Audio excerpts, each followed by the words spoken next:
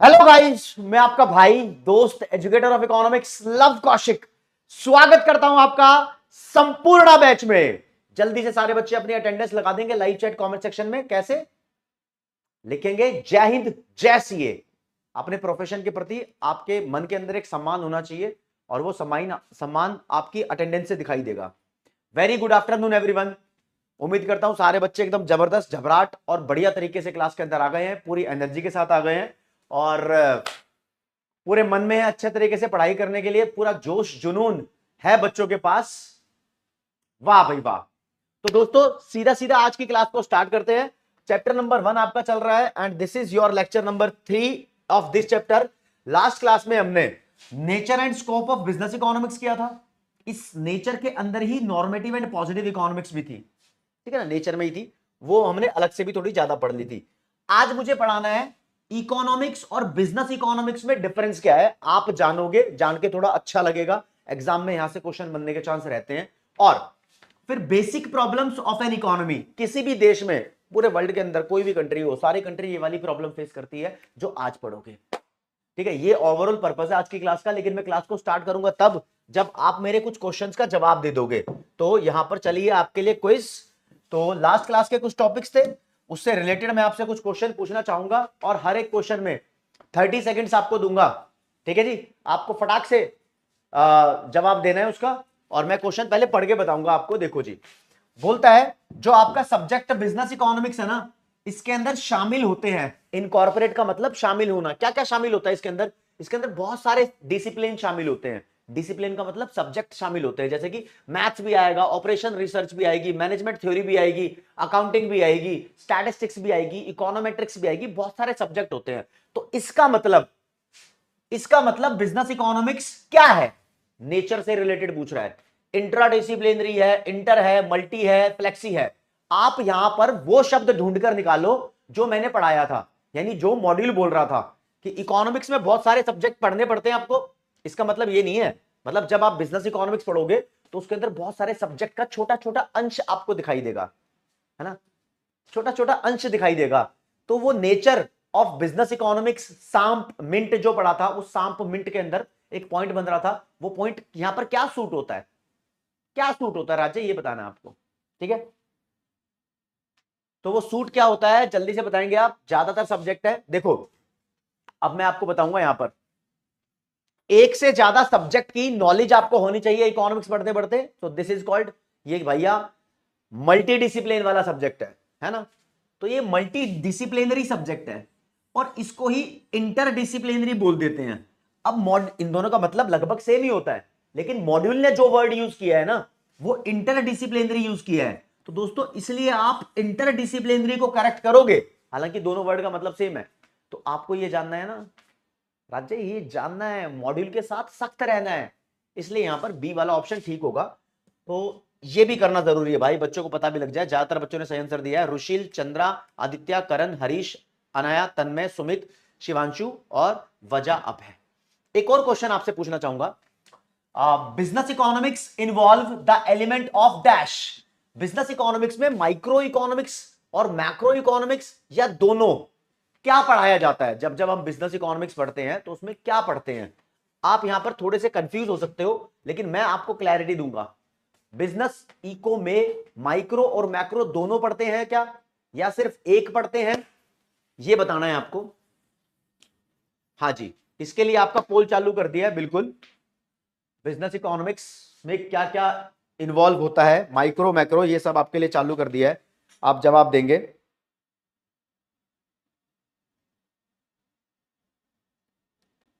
Time is start, already started.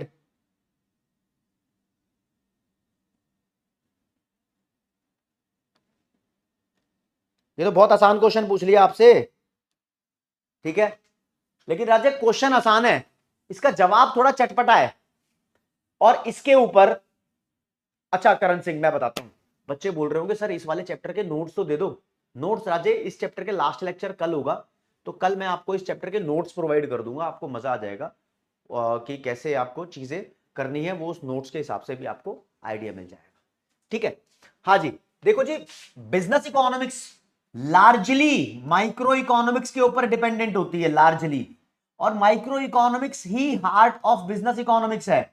लेकिन जब हम बिजनेस इकोनॉमिक्स पढ़ते हैं तो माइक्रो और मैक्रो दोनों की स्टडी है उसमें। ज्यादा माइक्रो है, कहते हैं ना बिजनेस इकोनॉमिक्स वैक्यूम में ऑपरेट नहीं कर सकती, अकेले ऑपरेट नहीं कर सकती। कुछ एक्सटर्नल कंडीशंस है, गवर्नमेंट पॉलिसीज, अनएम्प्लॉयमेंट कंडीशन, देश के लोगों की इनकम भी उसको ध्यान में रखनी पड़ती है, तभी तो माल बिकेगा। हाँ? तो दोनों को ध्यान में रखना होता है। सी वाला है। लेकिन यार ये आंसर तो सी ठीक है, ऐसा क्वेश्चन आएगा ऐसा आंसर लिखना है, लेकिन आगे एक कॉन्सेप्ट आने वाला है जो इसको खुद कॉन्ट्राडिक्ट करता है, वो बताऊंगा आपको। लार्जली या हैवीली मान लो उसको, कोई नहीं। तो हमारा यहां पर सी वाला ठीक हो जाएगा। और यहां पर रुशील, करण, आदित्य, हरीश, प्रियांशु, दिव्यांश, त्रिशा, प्रथम, हिमांशु पाठक और दिलजोत सिंह टॉपर रहे हैं इस आंसर के। अगला, द ऑपरेशनल और internal issues to which economic theories can be directly applied or related with, कहता है बिजनेस के कुछ इंटरनल इश्यू होते हैं उसको हम ऑपरेशनल इश्यू भी बोलते हैं। तो उस इंटरनल या फिर ऑपरेशनल इश्यू पे कौन सी इकोनॉमिक थ्योरी अप्लाई होती है, माइक्रो या मैक्रो? ठीक है, इन दोनों में सही आंसर है। मैंने आपके लिए थोड़ा आसान कर दिया है। देखो जी, 30 सेकंड में दे दिए। आपको एक बात बताता हूं, इको में जो तुम थ्योरी पढ़ते हो वो थ्योरी दो पार्ट में डिवाइडेड है, माइक्रो थ्योरी, माइक्रो इकोनॉमिक्स, और मैक्रो थ्योरी। अब जो बिजनेस के जो इश्यूज होते हैं वो दो तरीके के हैं। एक होते हैं इंटरनल इशू, इसको हम ऑपरेशनल इशू बोलते हैं। एक होते हैं एक्सटर्नल इशू, इसको हम इन्वायरमेंटल इशू भी बोलते हैं। तो राजे, जैसा कि आपको पढ़ाया गया है, जो इंटरनल इशू सॉल्व करने के लिए माइक्रो थ्योरी को अप्लाई करते हैं और एक्सटर्नल इशू को सॉल्व करने के लिए हम मैक्रो थ्योरी को अप्लाई करते हैं। ठीक है, ये हमने स्कोप में पढ़ा था, राइट? तो आपसे पूछा गया है इंटरनल को सॉल्व करने के लिए हम माइक्रो को अप्लाई करते हैं। A will be the right answer with explanation, आपको मैंने बता दिया। ज्यादातर बच्चों ने देखो आंसर और तीनों बार टॉप किया। रुशील ने सबसे जल्दी आंसर, रुशील, अनिरुद्ध, करण, पृथ्वी, प्रथम, तन्मय, अलीना, अन्या, अर्नब और तनुष देसाई। मतलब मैं ऑब्जर्व भी करता हूं कि कौन बच्चा कितनी जल्दी आंसर दे रहा है और किस किस बच्चे ने सही आंसर दिया है। ठीक है, ओके, रिपोर्ट है जी। चलो जी आगे बढ़ रहे हैं, एक आधा क्वेश्चन और पूछ लूं फिर चालू करते हैं मीटर। लो जी, एक इको की लैंग्वेज है जिसमें एंड का मतलब होता है, रंग बदल के बताता हूं, एंड का मतलब होता है दोस्त वांट, आपकी इच्छाएं, और मींस का मतलब होता है रिसोर्स, आपके पास जो भी सामान है। तो क्वेश्चन बोल रहा है अनलिमिटेड होती है हमारी इच्छाएं, लेकिन माल पैसा होता है हमारे पास लिमिट में है। मन चंचल है ना, मन बहुत ज्यादा सोचता है, ए चाहिदा, ओ चाहिदा, ध चाहिदा, मैनू चाहिदा चाहिदा चाहिदा चाहिदा चाहिदा, ओए लक्की लक्की ओए, पिक्चर में था ना ये। चाहिए बहुत कुछ इंसान को, उसकी वांट्स बहुत सारी है, उसके पास पैसा यानी रिसोर्स बहुत कम है। लेकिन दोस्तों ये अनलिमिटेड वांट और लिमिटेड रिसोर्स दोनों मिलकर कौन सी प्रॉब्लम को प्रेजेंट करते हैं? ये चार प्रॉब्लम लिखी हुई है यहां पर। ठीक है जी, चार प्रॉब्लम लिखी हुई यहां पर, और आपको ऑप्शन भी दे देता हूं मैं। यहां बच्चे के साथ मोए मोए होएगा। क्या होगा? मोए मोए होएगा, मोए मोए, मोए मोए होएगा यहां पर।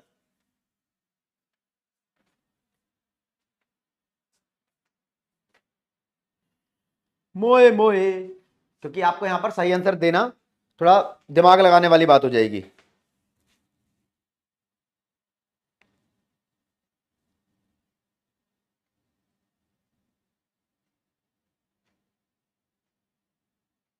जल्दी जल्दी जल्दी जल्दी। हम्म,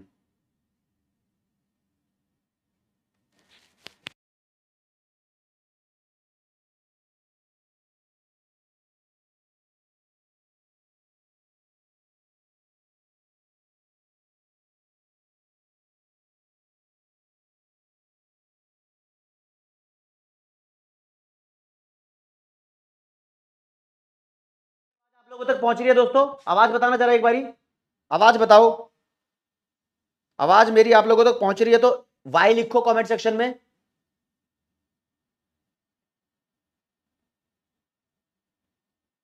जल्दी से।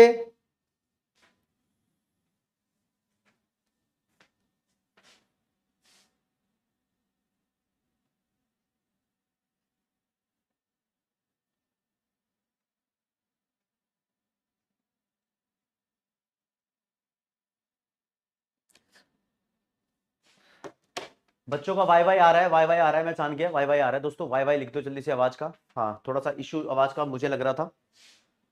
ठीक है।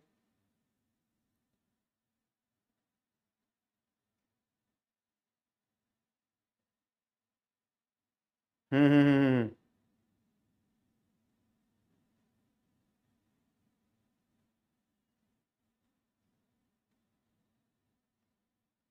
ठीक है, चलो मामला सॉर्टेड है। देख लो भैया, वांट अनलिमिटेड है। भैया ज्यादा सामान चाहिए मुझे, मैं डिमांड ज्यादा कर रहा हूं। ठीक है। अच्छा, सप्लाई कम, रिसोर्स कम है यहां पर मेरे पास, सप्लाई कम है। तो दोनों मिलकर क्या बने? जब डिमांड ज्यादा होती है सप्लाई कम होती है, तो इस सिचुएशन को बोलते हैं स्केर्सिटी, शॉर्टेज, है ना। शॉर्टेज बोलते हैं। आपने पापा से मांगे 10,000 रुपए, पापा ने दे दिए 500 रुपए, तो शॉर्टेज हो गई ना तुम्हारे पास। ठीक है, आ रही है अब आवाज, आ रही है।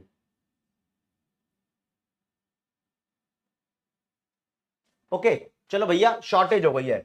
लेकिन दोस्तों इस शॉर्टेज होने की वजह से, ये जो स्केर्सिटी हुई है, इसकी वजह से प्रॉब्लम कौन सी आई है? प्रॉब्लम, दोस्तों प्रॉब्लम है चॉइस की। प्रॉब्लम है चॉइस की, चॉइस प्रॉब्लम है। तो रीजन, हम यहां पर आंसर बी करेंगे। कई बार बच्चा क्या है ना, ऐसा क्वेश्चन गूगल पे टाइप करता है, गूगल पे टाइप करोगे तो काफी सारी जगह आपको आंसर ये भी मिल जाएगा, लेकिन ये सही आंसर नहीं है। सही आंसर यही है। रीजन क्या है कि चॉइस अपने आप में एक प्रॉब्लम है, कि मुझे क्या चूज करना चाहिए। यार मेरे पास 10,000 रुपए हैं, मुझे पार्टी करनी चाहिए, अपनी जरूरत की चीजें लेनी चाहिए, या किसी को कुछ गिफ्ट कर देना चाहिए। बहुत सारे चॉइसेस है ना। ये चॉइसेस किस लिए आई हैं? क्योंकि मेरे पास शॉर्टेज थे। अगर मेरे पास 10 करोड़ रुपया होता तो मैं पार्टी भी करता, अपनी जरूरत की चीजें भी लेता, और उसको गिफ्ट भी देता, सब कुछ कर लेता ना। तो ये कारण यही है। ठीक है। तो चॉइस अपने आप में प्रॉब्लम है। चॉइस का रीजन स्केर्सिटी होता है। स्केर्सिटी एक रीजन है, कॉन्सेप्ट है। प्रॉब्लम तो मेन चॉइस है। समझ गए इस बात को? ओके, चलो जी। अब भाई स्केर्सिटी अपने आप में जो रीजन बनता है प्रॉब्लम का, वो चॉइस की प्रॉब्लम को जनरेट करता है। तो यहां पर आ जाओ भाई। बच्चों ने देखो यहां पर कितना अपना दिमाग चलाया है, राइट? कितना दिमाग चलाया है। मोय मोय हो गया ना सबके साथ, कोई दिक्कत नहीं, कोई दिक्कत नहीं राजे। अगले पे आ जाओ, एक और क्वेश्चन आपके लिए। नीचे कुछ लाइनें लिखी हुई हैं, आप बताओ सही लाइन कौन सी है, कौन सी लाइन यहां पर करेक्ट है। और इसको सॉल्व करने के लिए आपको मैं पूरा 60 सेकंड का टाइम देना चाहूंगा। 60 सेकंड का टाइम ले लो राज्य, 60 सेकंड का टाइम तुम्हारे पास है। ठीक है, 60 सेकंड का टाइम ले लो।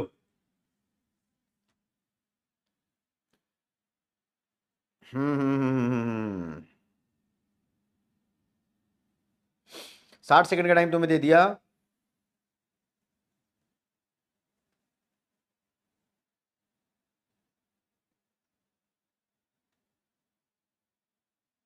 क्वेश्चन भी पढ़ रहे हो आप लोग, लाइन भी पढ़ रहे हो?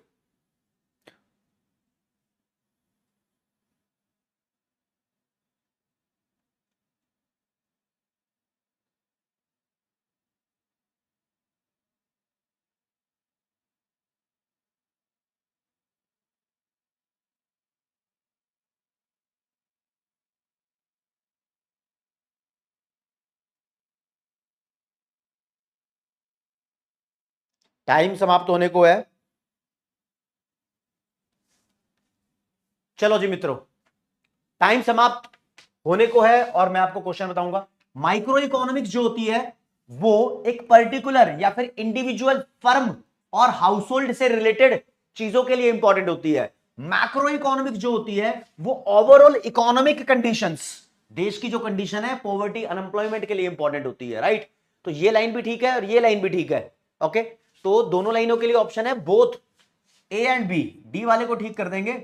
बस ये थोड़ा सा फैक्ट था, ये भेजे के अंदर घुसना चाहिए, ये घुस गया। चलो जी, डी वाला इज द राइट ऑप्शन, और ज्यादातर बच्चों ने सही आंसर दिया है।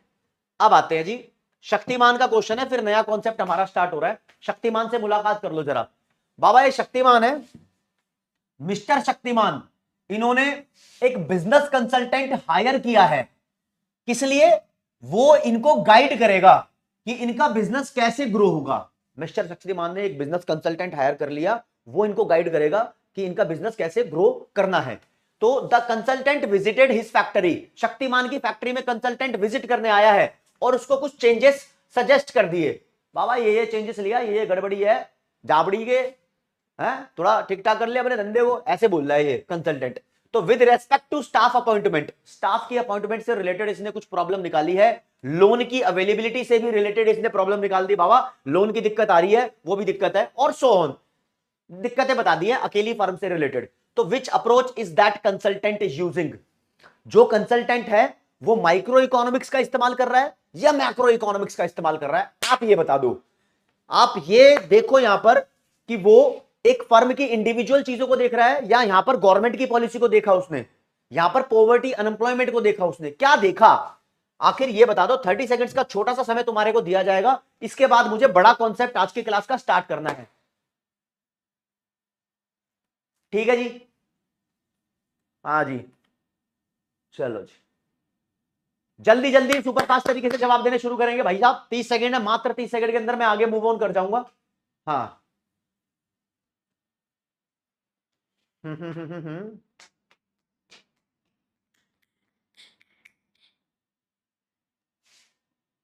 हाँ एग्जाम में ऐसा क्वेश्चन आ जाता है, बिल्कुल आ जाता है।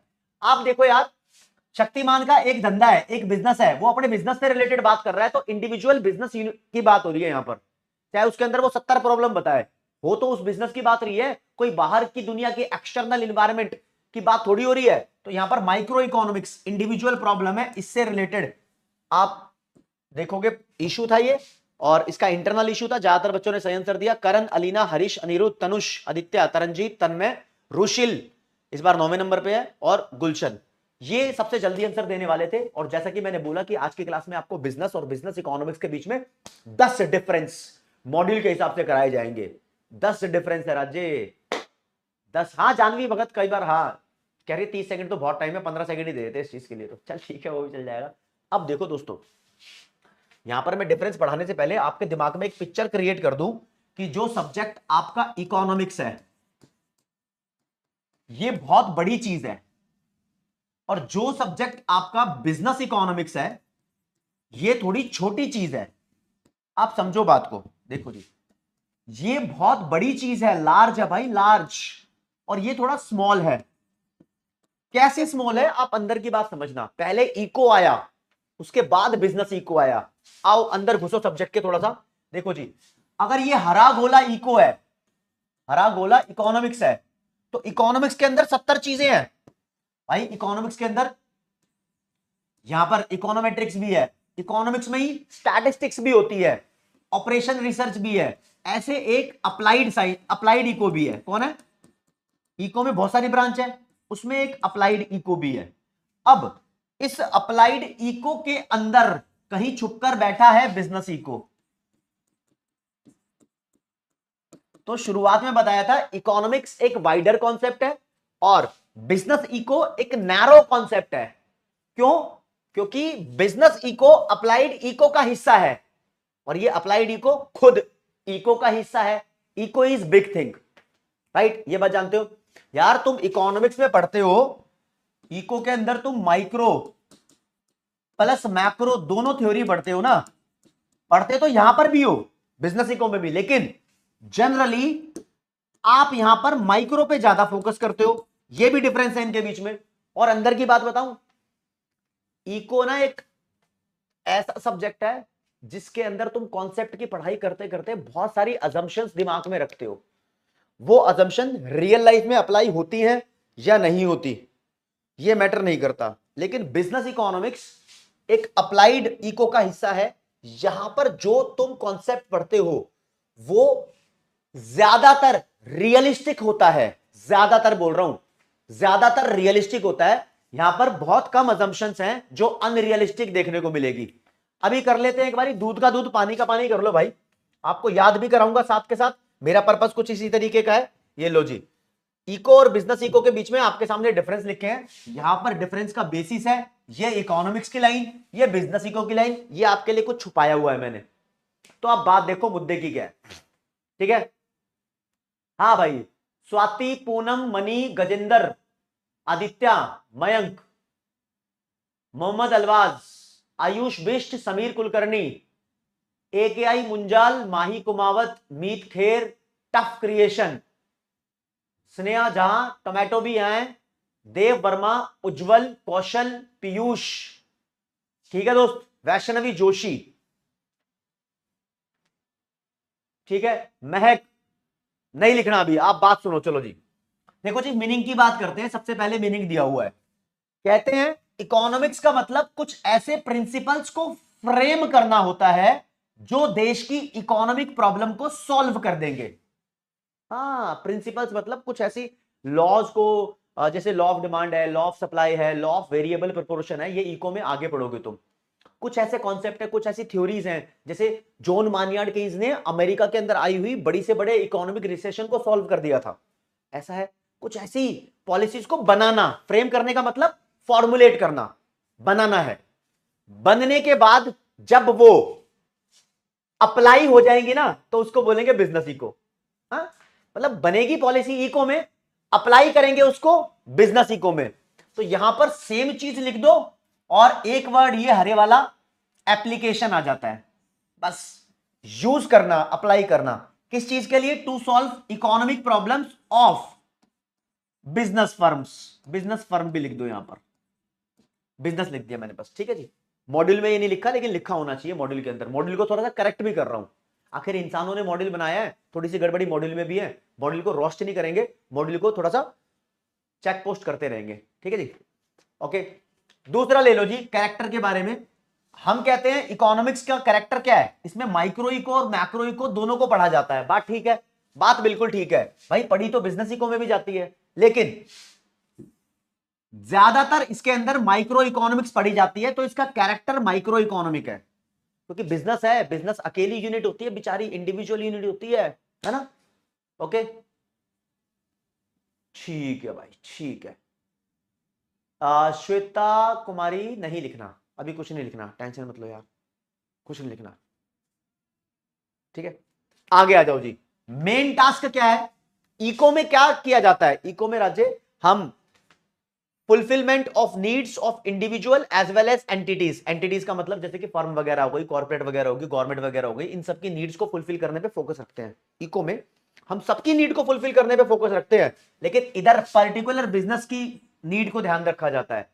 भाई सरकार है, सरकार पूरे देश का भला चाहेगी, ऐसी पॉलिसीज बनाई जाती है कि पूरे देश में कोई भी एंटिटी हो, कोई भी सेक्शन ऑफ सोसाइटी हो, उन सबका भला हो। अब इधर क्या है ना, एक पर्टिकुलर धंधा है, वो अपना ही भला चाहेगा, तो अपने लिए है, ये पर्सनल मैटर हो गया। क्या हो गया? Personal matter. अब देखो जी, नेचर, अब नेचर और कैरेक्टर में सेम पॉइंट आ रहा है, कोई दिक्कत नहीं। It is positive as well as normative in nature. बस लगता है आपको कैरेक्टर और नेचर सेम पॉइंट होते हैं, यहां पर बता दिया। कैरेक्टर जब तुम देखोगे तो माइक्रो मैक्रो की बात होगी, नेचर जब तुम देखोगे तो पॉजिटिव नॉर्मेटिव की बात होगी।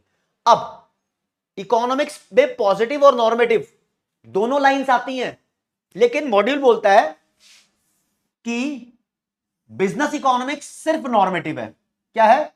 सिर्फ नॉर्मेटिव। देखो अपनी बात को कैसे ठीक करना चाह रहा है ये, मॉड्यूल को उठा के दिखाऊंगा आपको, ध्यान रखना, आपको पता भी लगेगा, आपको पता भी लगेगा राज्य। आप देखो इधर, देखो भाई, ये मॉड्यूल है आपके सामने, पेज नंबर 1.10 मैंने खोल दिया, आपको दिखाई देगा।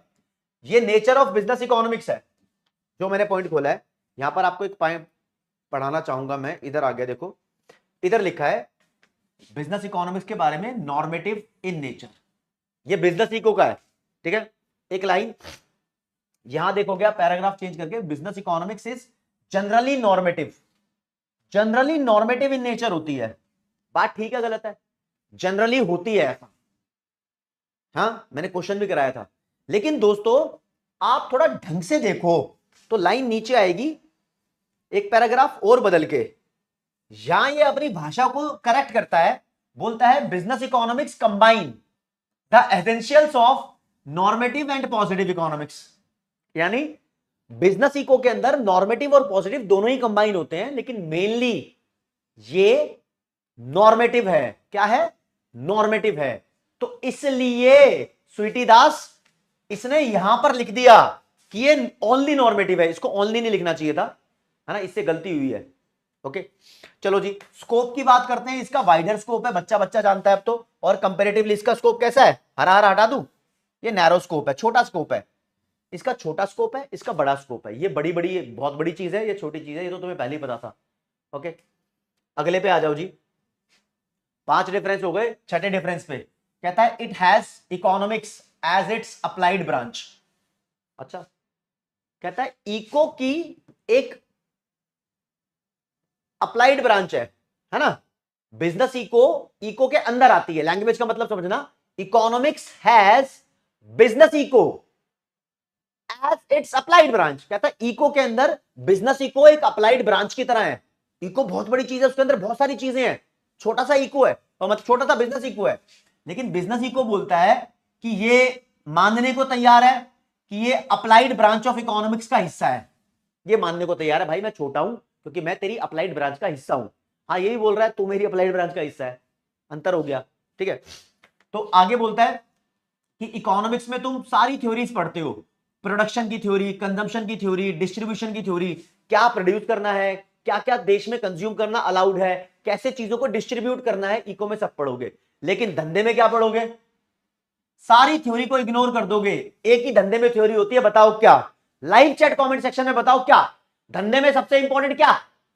बिजनेस चल रहा है ना यार, बिजनेस इको, धंधे में सबसे इंपॉर्टेंट क्या, बोलो जरा। तुम्हारा कितना दिमाग चलता है मैं अभी देख लूं। भाई धंधे में चाहिए सबको प्रॉफिट। यस नीलेश, बम बम भाई ने भी सही बताया है, वेरी गुड। सबको चाहिए क्या, ये आ गया प्रॉफिट। प्रॉफिट मैंने तुम्हारे लिए ये भी कर दिया, चलो कोई नहीं।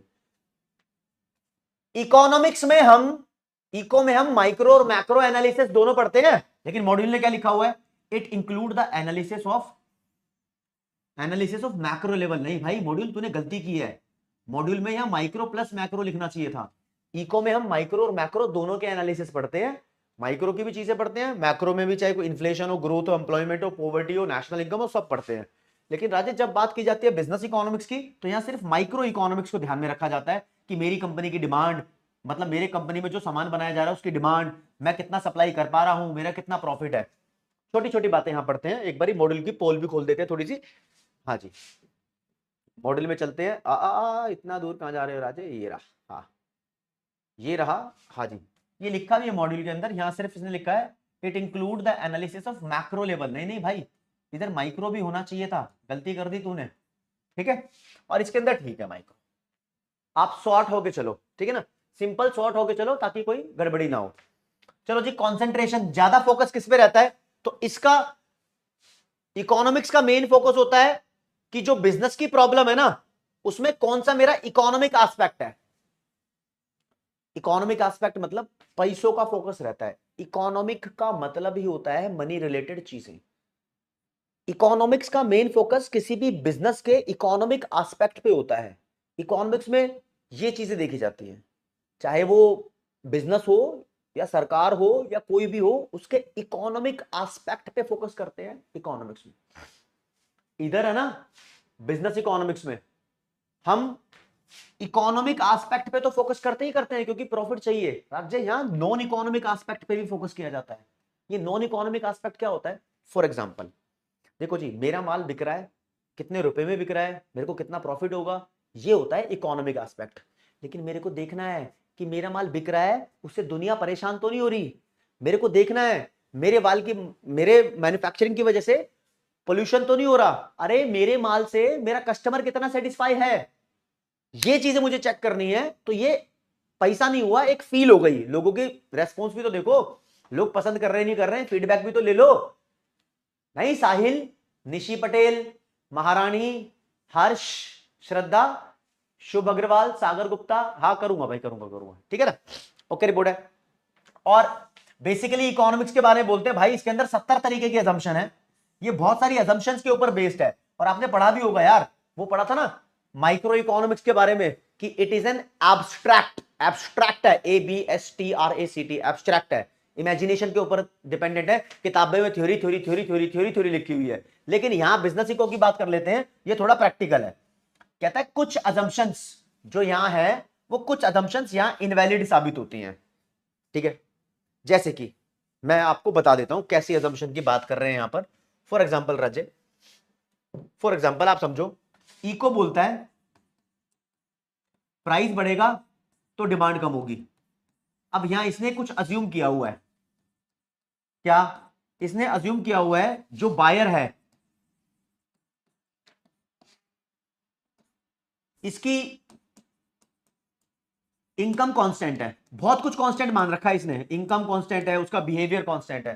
भाई प्राइस बढ़ेगा, कोई सामान महंगा होता है तो लोग उसको कम खरीदेंगे, ये इको बोलती है। बिजनेस इको क्या बोलता है, भाई हम इस बात को ध्यान रखेंगे, प्राइस महंगा हो गया, क्या पता कंज्यूमर की इनकम बहुत ज्यादा बढ़ गई हो, बहुत ज्यादा बढ़ गई हो, तो वो प्राइस बढ़ने पे भी डिमांड कम नहीं करेगा, ज्यादा कर देगा। भाई कभी कभी प्राइस महंगा होता है, कंज्यूमर ढीठ होता है, मुझे तो मोमोज खाने ही है, मुझे तो समोसे खाने ही है, कितने भी महंगे हो जाए, है ना। बिजनेस इको में इस बात का ध्यान रखा जाता है, हमेशा प्राइस बढ़ने से डिमांड कम नहीं होती, काफी सारे और फैक्टर्स हैं। अबे जींस के, गूगल्स के, घड़ी के रेट बढ़ा दे तब भी लोग खरीद रहे हैं, आईफोन तो इंस्टॉलमेंट पे लोग खरीद रहे हैं, पता है ना, फैशन का जमाना है, टेक्नोलॉजी का जमाना है, तो बिजनेस इको है। पिज्जा भी ध्यान रखा जाता है कि हाँ पिज्जा पिज्जा पिज्जा। तो 70 अजम्पशन है हर एक कॉन्सेप्ट से रिलेटेड सोमदास, लेकिन क्या है ना, ये इको को सिर्फ इको बोलकर बताया है, असलियत में इकोनॉमिक्स तो बहुत लंबी चीज है, ठीक है, वो पढ़ाई नहीं है यहां पर। ठीक है बाबू, ओके रिपोर्ट है। चलो जी दोस्तों, ये इको और बिजनेस इको में डिफरेंस था, लेकिन अब जो अगला टॉपिक आपको पढ़ना है दैट इज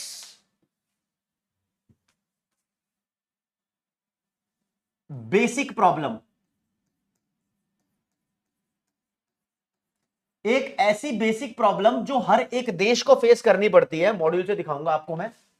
लो जी मित्रों, आप देखोगे जो फर्स्ट चैप्टर है nature and scope of business economics, इसके अंदर 2 यूनिट है, इंट्रोडक्शन, ये मेरी तरफ से फिनिश हो गई है आप लोगों के लिए। अब ये स्टार्ट कर रहे हैं basic problem of an economy और रोल ऑफ प्राइस मैकेनिज्म। तो सबसे पहले आपको बेसिक प्रॉब्लम बता रहा हूं, ठीक है, इस पे ध्यान दे लेना आप। ठीक है जी, चलो जी बेसिक प्रॉब्लम पे आ जाते हैं राजे। कहते हैं ये मैटर नहीं करता कि वो देश अमेरिका है, जापान है, जर्मनी है, रशिया है या चाइना है, या फिर वो हमारा प्यारा देश भारत ही क्यों ना हो, ये मैटर नहीं करता। स्केयरसिटी की प्रॉब्लम हर जगह है, it is present in each country. बोलते हैं कि all countries face the problem of scarcity, her country को यह प्रॉब्लम फेस करनी पड़ती है, यह बात का कोई एक्सेप्शन भी नहीं है, विदाउट एक्सेप्शन यह बात कही जा रही है, हर कंट्री फेस करती है स्केयरसिटी की प्रॉब्लम। आप ये मत समझो कि किसी देश के पास रिसोर्सेज ज्यादा है तो उसके पास ये प्रॉब्लम है ही नहीं। बाबा ये प्रॉब्लम पता है ये प्रॉब्लम क्यों आई है, देखो मेरी बात सुनो, जो हमारे पास रिसोर्स है ना, जो रिसोर्स है एक्चुअली ये लिमिट में है।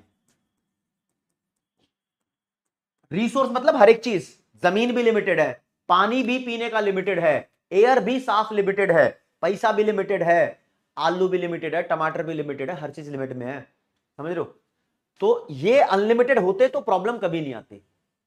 या फिर या फिर रिसोर्सेज के जो यूज हैं वो बहुत सारे हैं, ऑल्टरनेटिव यूज हैं, ऑल्टरनेटिव मतलब मल्टीपल यूज है किसी भी रिसोर्स के। फॉर एग्जांपल मेरे पास पैसा है, पैसे से मैं क्या कर सकता हूं राज्य, पैसे से मैं पार्टी कर सकता हूं, पैसे से मैं अच्छा सा कोर्स खरीद के स्टडी कर सकता हूं, पैसे से मैं अपने बाबू को गिफ्ट दे सकता हूं, पैसे से मैं क्या कर सकता हूं, पैसे से मैं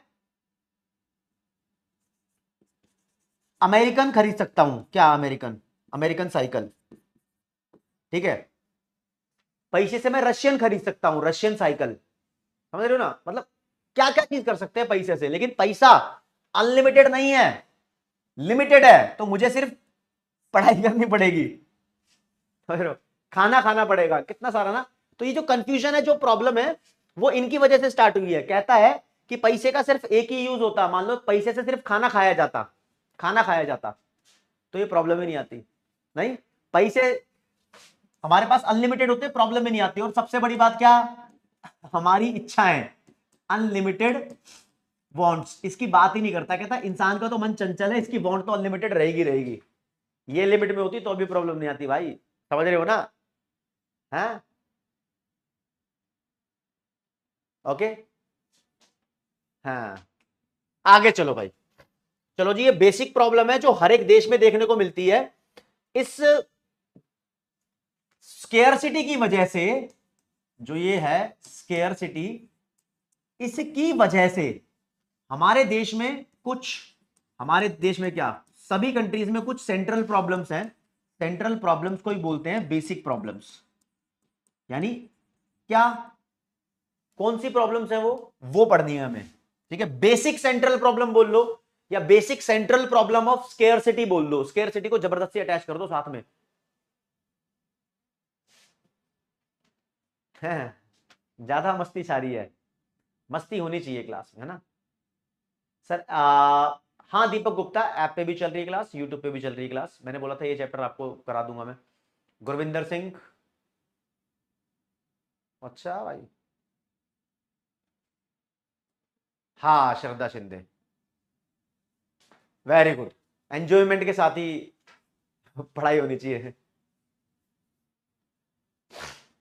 ठीक है, ओके भाई, चलो जी बढ़िया, आगे बढ़ते हैं दोस्तों। ये बोल रहा है कि चाहे अमेरिका हो, समझे, चाहे रशिया हो, चाहे इंडिया हो, इन तीनों को बेसिक प्रॉब्लम्स ऑफ स्केयरसिटी, कोई भी देश हो, फेस करनी पड़ती है। अब आपको एक अंदर की बात बताता हूं। अमेरिका दोस्तों एक कैपिटलिस्टिक इकोनॉमी है।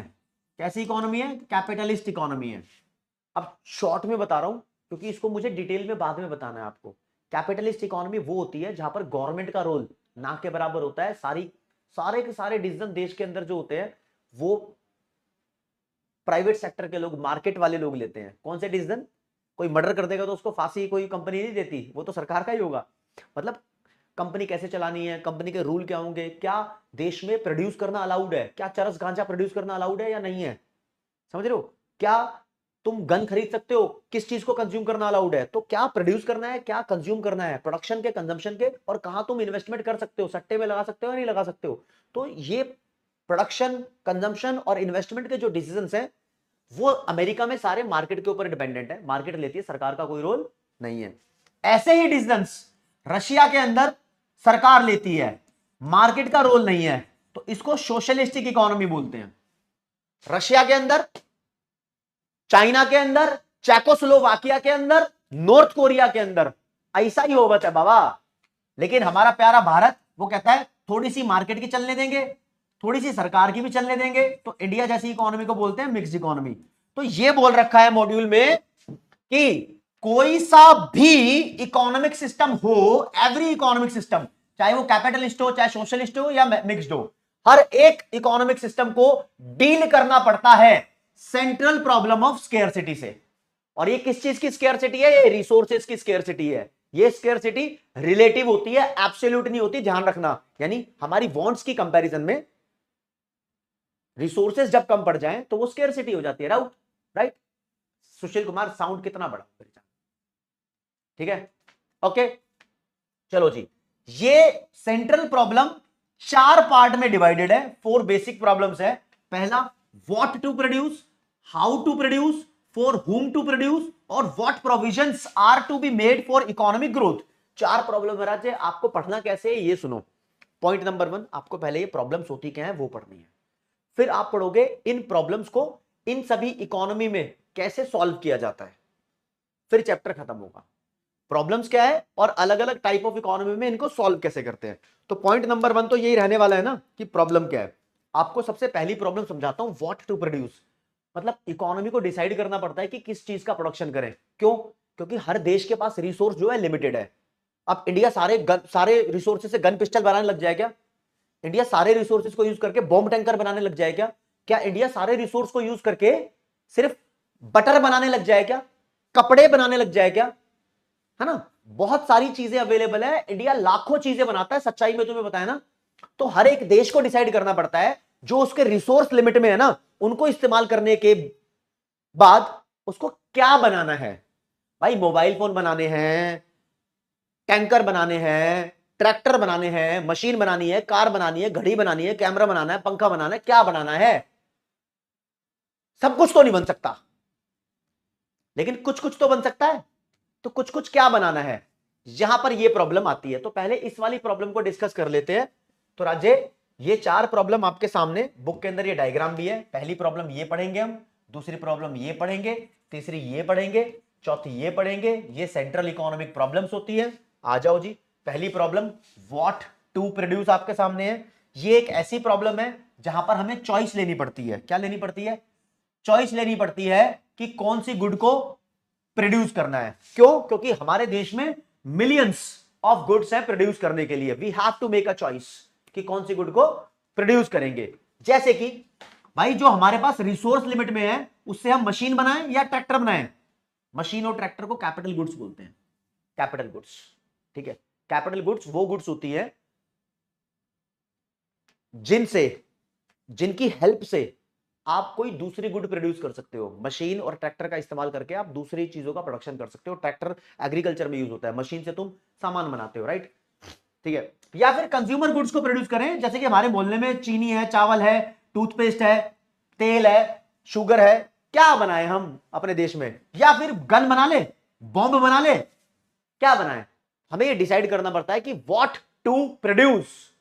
This is the main central problem. भाई प्रॉब्लम है, प्रॉब्लम है ना, जानते हो। लेकिन जैसे तुम ये डिसाइड कर लेते हो ना, मान लो तुमने कुछ डिसाइड कर लिया कि भाई ये बनाना है, भाई ये बनाना तो है, कुछ भी बनाना है, उसकी कितनी क्वांटिटी बनाई जाए?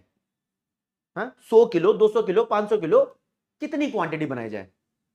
भाई देखो, पैसा लिमिटेड होता है। आप पर्सनल ले लो इसको। मान लो तुम्हारी शादी होगी, तुम शादी में 1000 लोगों को बुला रहे हो, ज्यादा लोगों को बुला रहे हो मान लो, ठीक है। तो तुम्हें 1000 लोगों के हिसाब से सब्जी डिसाइड करनी है भैया। यहां पर आलू बैंगन भी बनेंगे, टिंडे भी बनेंगे, करेला भी बनेगा, पनीर भी बनेगा, चाप भी बनेगी, राजमा भी बनेंगे, कड़ी भी बनेगी। कितनी सारी चीजें बनवा रहे हो? तुमने डिसाइड भी कर लिया रिसोर्स मेरे पास लिमिटेड है, इन बंदों के लिए मेरे को इतनी सारी चीजें बनवानी है। लेकिन ये कितनी कितनी बनवानी है? 5-5 किलो बनवानी है, 3-3 किलो बनवानी है, 10-10 किलो बनवानी है। ये भी तो प्रॉब्लम है। साथ में ही क्वांटिटी खड़ी है। क्वांटिटी की प्रॉब्लम बहुत बड़ी है राजे, क्वांटिटी की प्रॉब्लम बहुत बड़ी है, बहुत बड़ी है क्वांटिटी की प्रॉब्लम। तो आप ध्यान रखें इस चीज को कि अगर आपने एक बार सिलेक्शन के बारे में डिसीजन ले लिया कि सिलेक्शन किस चीज का प्रोडक्शन करना है आपको, साथ में ही आपको यह डिसाइड करना पड़ेगा हाउ मच टू प्रोड्यूस, कितनी क्वांटिटी में उसको प्रोड्यूस करना है। चलो मान लो आपने डिसाइड भी कर लिया। अब ये डिसाइड कैसे करते हैं? ये अलग अलग देश में अलग अलग तरीके से डिसाइड करते हैं। जैसे कि मैं आपको बताऊं कि अमेरिका में तो ये मार्केट डिसाइड कर लेती है, रशिया में ये सरकार डिसाइड करती है कि क्या बनाना है, कितना बनाना है, इंडिया में ये मिलजुल के डिसाइड होता है। फॉर एग्जाम्पल अगर मैं बात करूं चरस की, तो भाई अमेरिका में अलाउड है, रशिया ने सीधा मना कर दिया, नहीं प्रोड्यूस करना इसको। इंडिया में भी अलाउड नहीं है, लेकिन ब्लैक में मिल रहा है ना, कुछ तो ही रहा है। ओके चलो कोई बात नहीं, आगे बढ़ो भैया। देखो दोस्तों, आपसे एक बात करता हूं मैं, बात दिल की है, बात है चटनी की। चटनी, ये चटनी बहुत फेमस है। समोसा खाओ तो चटनी चाहिए, ब्रेड पकोड़ा खाओ तो चटनी चाहिए, मोमोज खाओ तो वो तीखी तीखी चटनी चाहिए, है ना, स्प्रिंग रोल खाओ तो चटनी चाहिए, पिज्जा के साथ में भी चटनी होती है, आजकल तो सब्जी रोटी के साथ में भी चटनी चल रही है। चटनी बड़ी फेमस आज के टाइम में, राइट? अगली प्रॉब्लम चटनी की है। चटनी खाइए ना, चटनी की है। अब ये चटनी बनाने के तरीके होते हैं। चटनी कैसे बनती है भाई साहब? एक तो चटनी होती है जो हाथ का यूज करके बन जाती है। पता है तुम्हें? पता है एक ऐसा पत्थर होता है बड़ा सा, उसको सिलबट्टा बोलते हैं। एक बड़ा पत्थर होता है, उसके ऊपर चटनी बनाने का सारा माल डाल देते हैं। फिर एक छोटा पत्थर होता है, उससे उसको रगड़ते रहते हैं, सिलबट्टे से रगड़ रगड़ के बड़ी मेहनत से चटनी बनाई जाती है।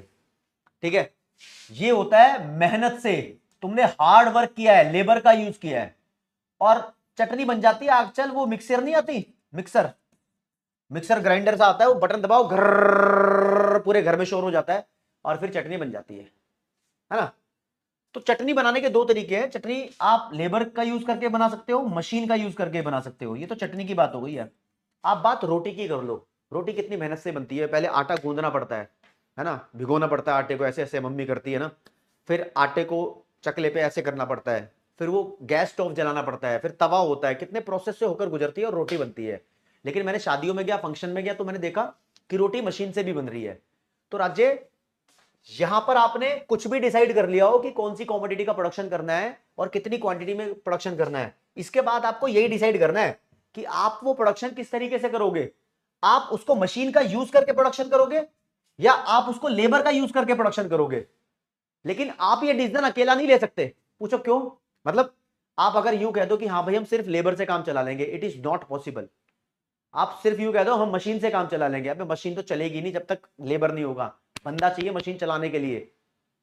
समझो, दोनों चीजें चाहिए होंगी। बस आपको यह डिसाइड करना है अब कि आपको लेबर ज्यादा चाहिए मशीन से या आपको मशीन ज्यादा चाहिए लेबर से।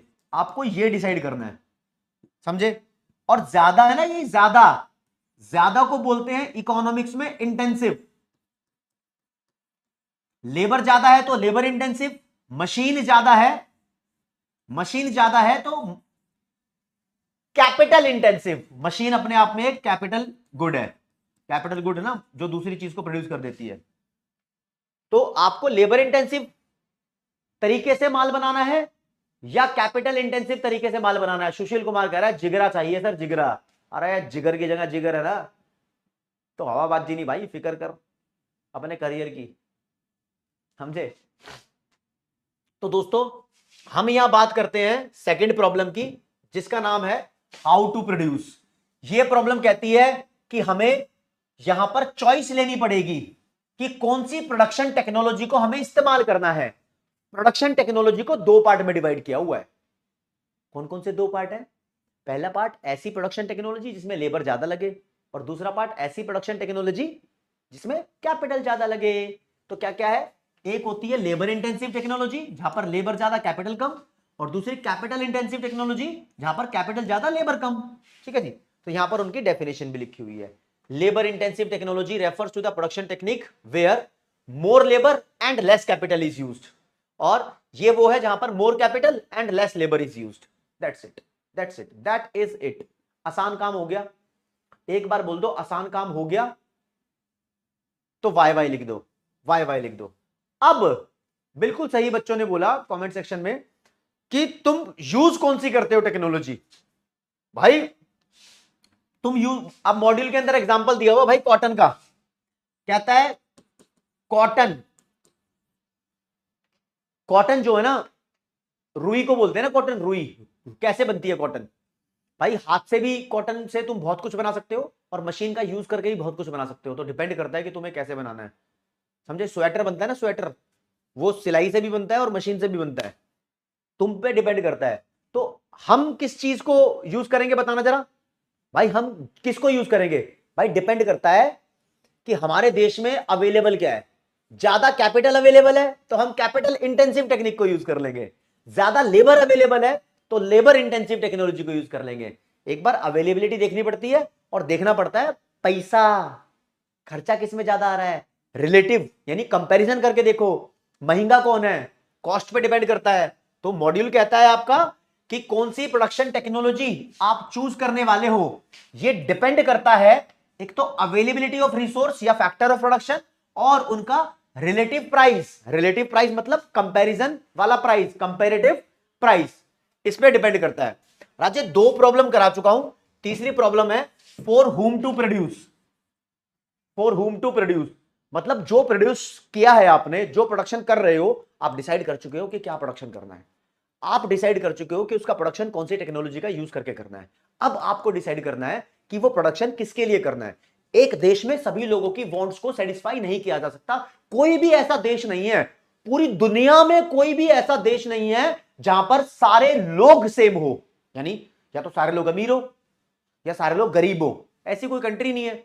हर कंट्री में कुछ अमीर है, कुछ गरीब है, कुछ अमीर है, कुछ गरीब है। तो जो आप सामान बनाओगे वो सबके लिए बना दो, ये पॉसिबल ही नहीं है। तो first you have to decide कि माल किसके लिए बनाना है, पहले प्रेफरेंस देनी पड़ेगी, समझ रहे हो।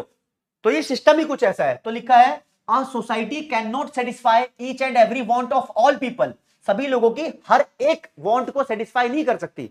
हाँ, कुछ वांट को सेटिस्फाई कर देगी, लेकिन सारी वांट को सेटिस्फाई नहीं किया जा सकता।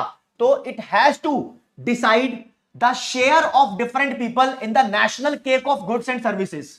National cake of goods and services ये कवि की कल्पना में जो हाईफाई इंग्लिश लिखते हैं ना, उस वजह से लिख दिया। मतलब केक तो केक ही है, लेकिन नेशनल केक का मतलब हो गया देश का टोटल, देश का जो टोटल गुड्स एंड सर्विसेज होता है, जितना भी देश के अंदर सामान बनाया गया है, वो किसके लिए, कौन डिफरेंट पीपल है उनके लिए बनाया गया है, रिच के लिए बनाया गया है या पुअर के लिए बनाया गया है, हमें डिसाइड करना पड़ेगा भाई। तो पहले रिच के लिए बना लो फिर पुअर के लिए बना लो, या पहले पुअर के लिए बना लो फिर रिच के लिए बना लो, कैसे डिसाइड करेंगे बताओ? हम डिसाइड करेंगे ये देखकर कि हमारे देश में ज्यादा कौन है। ज्यादा गरीब है तो पहले गरीब को सेटिस्फाई करो, ज्यादा अमीर है तो पहले अमीर को सेटिस्फाई करो, क्योंकि बंदे सेटिस्फाई होने बनते हैं, अमीर गरीब मैटर नहीं करता, सब लोग बराबर है, समझे? ओके, चलो जी भाई, अब 3 प्रॉब्लम हो गई है। चौथे नंबर की प्रॉब्लम का नाम बता देता हूं, ये लिखिए जी, what provision should be made for economic growth. ठीक है, और नहीं, इसको पहले ढंग से एक्सप्लेन करूंगा आपको, ये जो कंटेंट लिखा हुआ है इसको छोड़ो, आप काम की बात पे आओ। देखो जी, पापा की बात सुनो, पापा पापा मम्मी जो भी आपके पेरेंट है, ये उनके लेवल की प्रॉब्लम है, उनके लेवल की प्रॉब्लम है। वो जो भी पैसा कमाते हैं, मान लो वो भगवान करे इससे भी ज्यादा कमाते हो, 1 लाख रुपया कमाते हैं, है ना? तो यार वो 1 लाख रुपया आज के आज प्रेजेंट, अगर आज सैलरी आई है प्रेजेंट यानी करंट में, अभी के अभी वो सारा पैसा कंज्यूम नहीं कर जाते। आपके पेरेंट्स सारा पैसा कंज्यूम नहीं करते, जितना भी कमाते हैं सारा पैसा कंज्यूम नहीं करते भाई, उनको ख्याल रखना पड़ता है, मेरा बच्चा है, मेरा बेटा है, मेरी बेटी है, मेरा पोता होगा, मेरी पोती होगी, है ना? उनके काम भी आना चाहिए ये। तो वो हमेशा ध्यान रखते हैं कि जो हमारे टोटल रिसोर्स हैं उसमें करंट कितना कंजम्पशन करना है और कितनी सेविंग करनी है, कितनी सेविंग करनी है राजे, वो ध्यान रखते हैं, ताकि भविष्य की आने वाली फ्यूचर जनरेशन का ख्याल रखा जाए। सब ये ख्याल रखते हैं, फ्यूचर जनरेशन के पास भी कुछ बचे। तो कंजम्पशन कितना करना है, सेविंग कितना करना है, ये एक बहुत बड़ी प्रॉब्लम है हमारे देश में। जो रिसोर्स है ना, वी हैव टू डिसाइड कि कितना करंटली कंज्यूम करना है और कितना बचा के रखना है, ताकि आने वाली जनरेशन है उनके पास रिसोर्सेज के लाले ना पड़ जाए। वो कहे अरे भाई कार हुआ करती थी, अरे भाई पुराने जमाने में तो ये हुआ करता था, अरे आईफोन हुआ करता था। ऐसा ना हो कि उनको लगे कि पुराना जमाना ज्यादा डेवलप्ड था। तो उनके पास भी रिसोर्सेस होने चाहिए, समझे?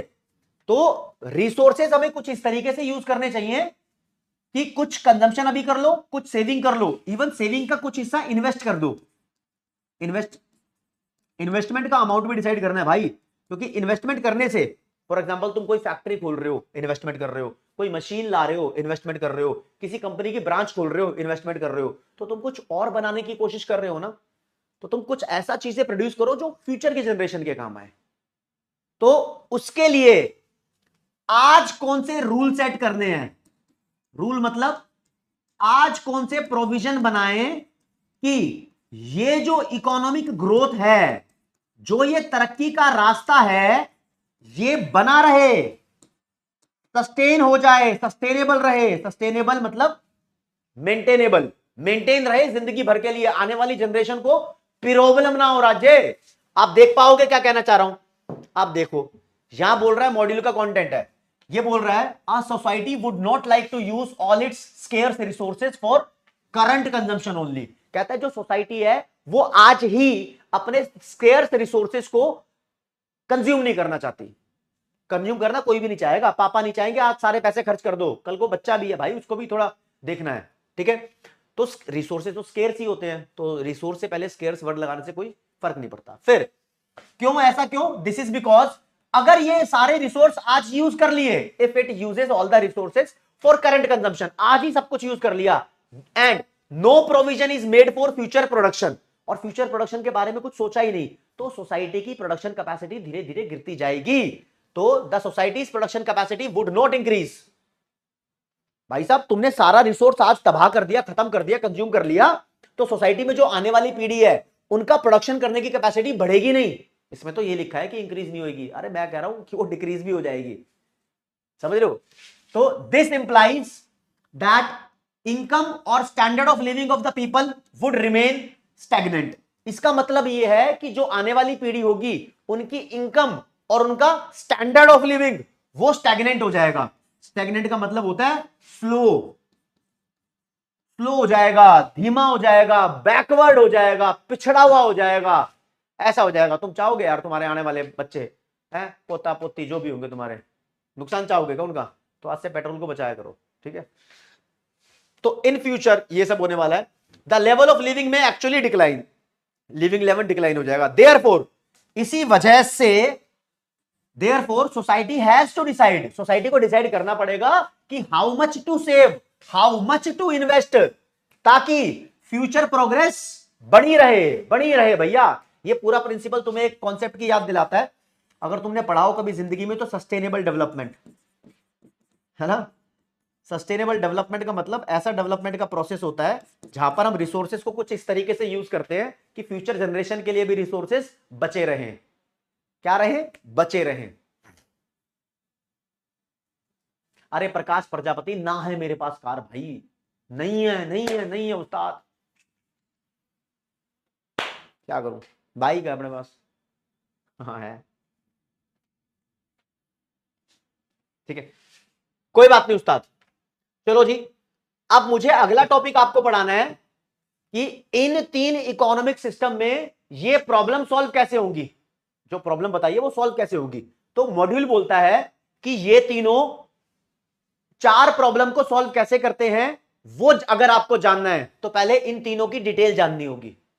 ये क्या होती है, ये क्या होती है, ये क्या होती है, इनकी डिटेल आपको जाननी होगी। उसके बाद बताएंगे ये प्रॉब्लम्स कैसे अवधुत सॉल्व होती हैं, ठीक है।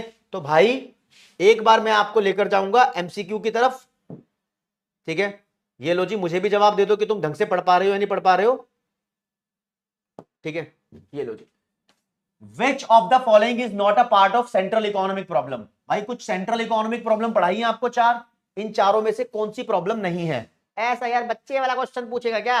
अरे बच्चा समझा है क्या बाबूराव? बच्चा समझा है क्या अपने को? बाबा ऐसे क्वेश्चन भी आते हैं, बच्चा ही समझ लेते हैं कई बार, तो खेलते हैं तुम्हारे साथ, खेल खिलावन करते हैं। क्या करते हैं? खेल खिलावन, समझे? बच्चा समझा है क्या?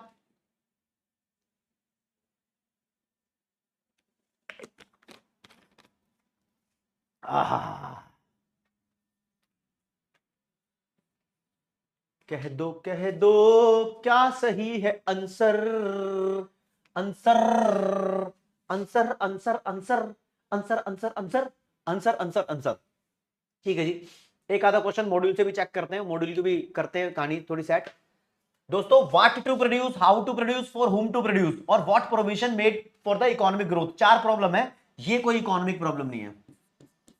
अच्छा देखो, वैसे थोड़ा सा डिफरेंस दिखाई देगा, जिन बच्चों के पास 11वीं 12वीं में इको नहीं थी उनको तो कुछ डिफरेंस नहीं दिख रहा होगा।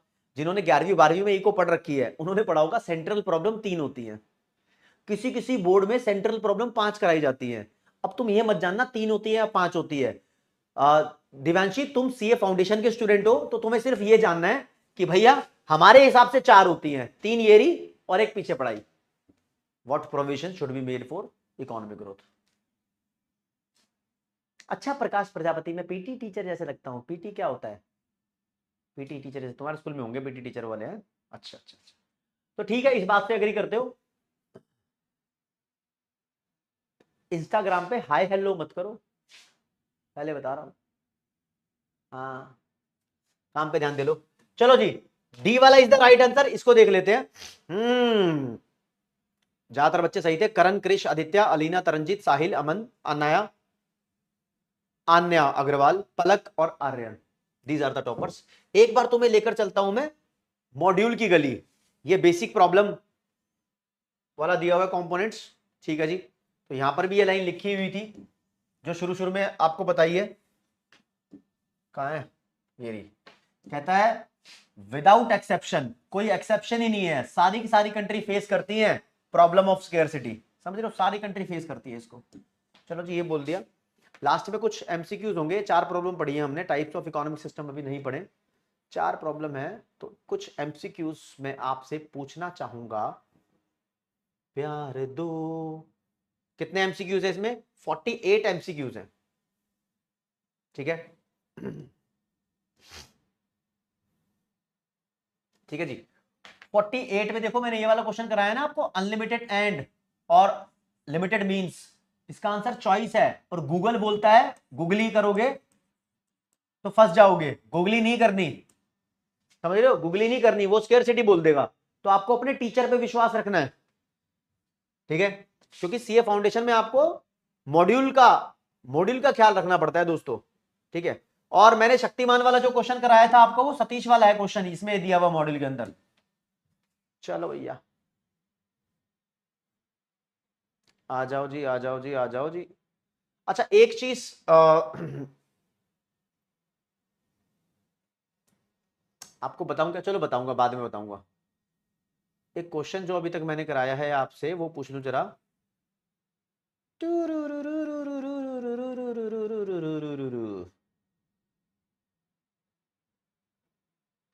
हाँ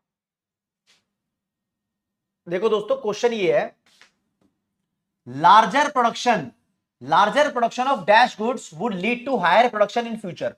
हम कौन सी गुड्स का प्रोडक्शन करें अभी? कंज्यूमर गुड्स का, कैपिटल गुड्स का, एग्रीकल्चरल गुड्स का या पब्लिक गुड्स का? इन चारों में से कौन सी गुड्स का प्रोडक्शन हमें अभी करना चाहिए ताकि फ्यूचर में प्रोडक्शन ज्यादा हो जाए? तो आपको बताता हूं, जो कैपिटल गुड्स होती है ना, ये मशीन को बोल दो बेसिकली, इस मशीन से एक गुड से बहुत सारी गुड बनाई जाती हैं। तो जिस देश में कैपिटल गुड ज्यादा होती है, उस देश की तरक्की भी ज्यादा होती है। तो वहां पर सिर्फ कैपिटल गुड्स का मतलब जानो अभी, ये तो इससे ऑप्शन से रिलेटेड था, ये वाला क्वेश्चन आपको दिखाना चाहता था। और बाकी कुछ क्वेश्चन है मैंने मॉड्यूल के आपको कराता चल रहा हूं, कोई दिक्कत नहीं है। आप मुझे जवाब दे दो इस वाले क्वेश्चन का कि capital intensive technique would get chosen in, कौन से देश में हम कैपिटल इंटेंसिव टेक्निक को चूज करेंगे जहां कैपिटल ज्यादा और लेबर कम लगती है? बताओ कौन से देश में चूज करेंगे। आपको टाइम भी दे रहा हूं यहां पर, इसके बाद लीडर बोर्ड भी दिखाऊंगा, ठीक है। ये लो ऑप्शन मैंने हटा दिया आप लोगों के लिए, 30 सेकंड्स का टाइम भी दिया है। कैपिटल इंटेंसिव टेक्नोलॉजी कौन से देश में चूज करेंगे? राज्य उस देश में चूज करनी चाहिए जहां पर कैपिटल ज्यादा है, राइट, जहां पर कैपिटल ज्यादा है और सस्ती भी है। मुझे तुम्हें देना नहीं चाहिए क्वेश्चन, मुझे तो खुद ऐसे बता देना चाहिए था आपको। देखो जहां पर कैपिटल ज्यादा है मतलब कैपिटल सरप्लस में है, और कैपिटल का जो प्राइस है वो लोअर भी है, सस्ते में मिल रहा है माल। तो बी वाला यहां पर राइट आंसर है। आप बुरा मत मानना अगर आप तुम्हारे पास से पोल हट जाए तो, ठीक है, क्योंकि पोल करा ही नहीं रहा मैं तुम्हें वाला। बी वाला राइट आंसर है, जिन बच्चों ने किया तो किया, ठीक है दोस्तों। अभी बता दूंगा, रोहिल भाई बहुत फास्ट है, मतलब बच्चे को मैं ऑब्जर्व कर रहा हूं, उस्ताद doing a good work, literally doing a good work you are, ठीक है। तो यहां आ जाओ जरा, देखो जी मेरी बात सुनो, आपसे मैं कहता हूं कि यूनिट 2 में जो हमारा टॉपिक्स रह गया है, वो रह गया है टाइप्स ऑफ इकोनॉमिक सिस्टम। यानी 3 तरीके की इकोनॉमी होती है, कैपिटलिस्टिक, सोशलिस्टिक और मिक्स्ड इकोनॉमी। ये चीज कराई जाएगी नेक्स्ट क्लास में। और नेक्स्ट क्लास कितने बजे है कल? आप बताओ जरा मुझे, सब बच्चे बताएंगे। कल 1 बजे क्लास है या 2 बजे क्लास है, या तुम्हें पता नहीं, डोंट नो, बताना जरा। 30 सेकंड का टाइम दूंगा, बताओ जरा कल कितने बजे क्लास है? ठीक है, अभी क्लास खत्म नहीं हुई है लेकिन, ठीक है। हाँ, Sahil Chugh, all mix, PSP vlogger, Anushka Manna, Suman भाई डी ऑप्शन चूज कर लिया, क्या बात है, Anant Pandey, Munish Kumar, Aditi 123, Prince Kumar, Roth, C aspirant, Manmeet, Sneha Ghosh, Shah Adab, Vaidika, संदेश, भूमि लालवानी। जानते हो भाई, तुम जानते हो, ये पब्लिक है, ये पब्लिक है, ये सब जानती है, ये पब्लिक है। सभी जनवाऊंगा तुम्हें मैं, इकोनॉमिक्स में सब पता लगता है, ज्यादातर बच्चे सब जानते हैं। मैं आपको बताऊंगा आज की क्लास का लीडर बोर्ड, ये हमारा टेलीग्राम चैनल का लिंक है, आप इसको स्कैन करके आप टेलीग्राम पे पहुंच सकते हो, वहां बहुत अच्छी अच्छी आपको इन्फॉर्मेशन और बातें पता लगती है। और ये चैप्टर अभी खत्म नहीं हुआ है, अगली क्लास में हम इसको खत्म कर देंगे। नलिन मेहरोत्रा, गुलशन, वेदांत, ये आज के टॉपर्स हैं। Akash, Harsh, Sophia, Shivanshu, Vipul, Bharat Jain, Priyanshi Sharma, these are the toppers in today's class. दोस्तों कुछ बातें रह गई हैं, मिल गई हैं, और वीडियो कॉल कल की क्लास में करूंगा। कल की क्लास में मौज मारेंगे और कल वीडियो कॉल भी होगी आप लोगों को और मजा भी आने वाला है। तो आज की क्लास में इतना ही। जय हिंद, जय भारत, नमस्कार, धन्यवाद। प्यार में कोई कमी नहीं रहनी चाहिए, ध्यान रखना। प्यार से अपना बॉन्ड बड़ा बनेगा। और वीडियो कॉल कल की क्लास में। Bye bye everyone, Tata.